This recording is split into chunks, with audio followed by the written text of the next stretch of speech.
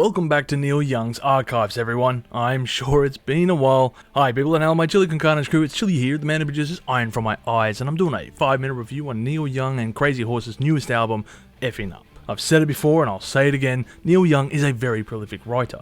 There is just no stopping this rockstar from releasing music from his archives, and F***ing Up is no different. Well, actually that's not entirely true. This album is a bit different because it is a live recording from a private birthday that was recorded only in November last year.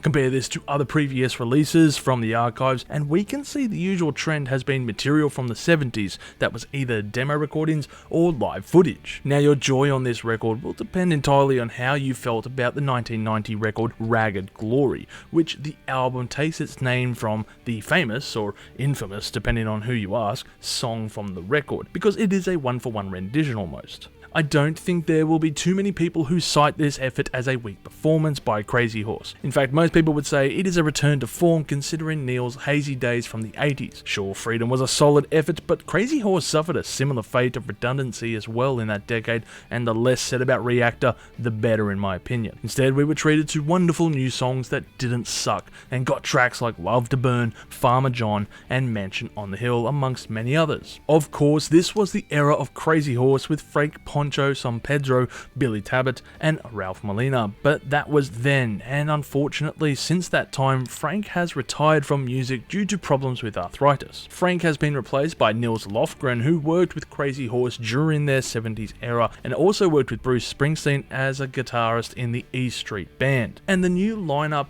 has been referred to as a horse of a different colour, and for good reason. You see, Frank and Nils brought different styles to the band, with Frank's sound being much more loud and abrasive, while Nils was nuanced and subtle. Both methods worked well for the band, and of course played off each of the members' strengths, such as with Nils on Zuma, or Frank's loud playing on Psychedelic Pill, which is one of my favourite albums by the artist, of course. But Ragged Glory seems to be this perfect blend of seamless beauty and loud noise.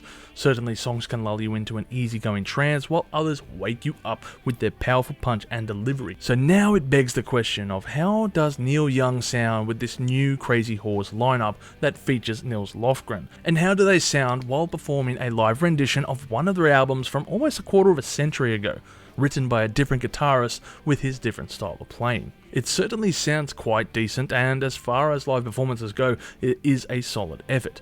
There are slightly nuanced differences as to be expected between the guitarists, but ultimately I don't hear too much of a drastic change between them, except it is a live performance. So of course there are various mistakes or ad-lib guitar sections throughout the pieces. I guess the guitars feel rather downplayed, and Neil's vocals struggle on parts, in particular on Fucking Up, which was such a loud statement of a song, but as a musician who is closer to approaching 80 than most people realise, it's perhaps no surprise. But then again, this fluid motion of musical impetuosity is one of the greatest and most alluring points to the band. They are not a perfect band, and never were, and they leaned heavily into a freeform jams with loud effects pedals and of course the wall of speakers. But they were still playing their tunes. It's not down there with the punk levels of skill set, but it was one of the major draw cards for the artists of the grunge movement, and it's certainly why Neil is known as the grandfather of grunge. Ultimately, would any Neil Young fan say no to hearing such recordings? Of course not, and that's what this album is aimed at, the fans of Young and his work. And if you were wondering why the songs' titles have changed, well, I have no idea, but they are taken from lyrics from each of the songs on the original album. Yes, I am sorry it took a while to get to the point, but to be honest, most fans will know what's on offer here, so there wasn't much point rehashing the music, but rather the differences. Luckily for you people in Spotify who had to endure a time without Neil, you're in luck, because he has brought his music back to the platform after he took it down years ago due to a spat he had with Joe Rogan and his podcast. Perhaps his statement regarding this move is a bit stupid and benign, because essentially you are admitting saying that you won't fight the machine and instead be part of it in order to what? Get a bit of pocket change? I'll just add this, and with hindsight of course, that the move may have been admirable to begin with, but you have conceded defeat and lost face by coming back to the platform. I mean, Neil Young, I have to thank you for introducing me to Apple Music, which I feel is a superior product to Spotify in audio quality and in many other ways. But alas, this stoush was dumb to begin with.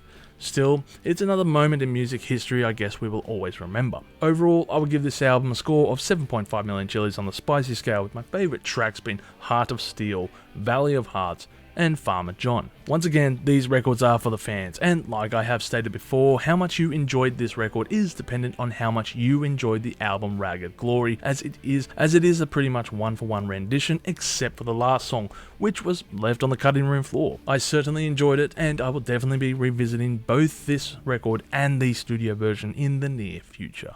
If you've enjoyed this content, make sure to smash that like button, subscribe to us, and stay notified for future music related content, because it keeps our manager happy at the end of the day. We are also on Discord, Instagram, Facebook, and all those other social platforms if you want to check us out. As always, people, you have a great day and stay spicy.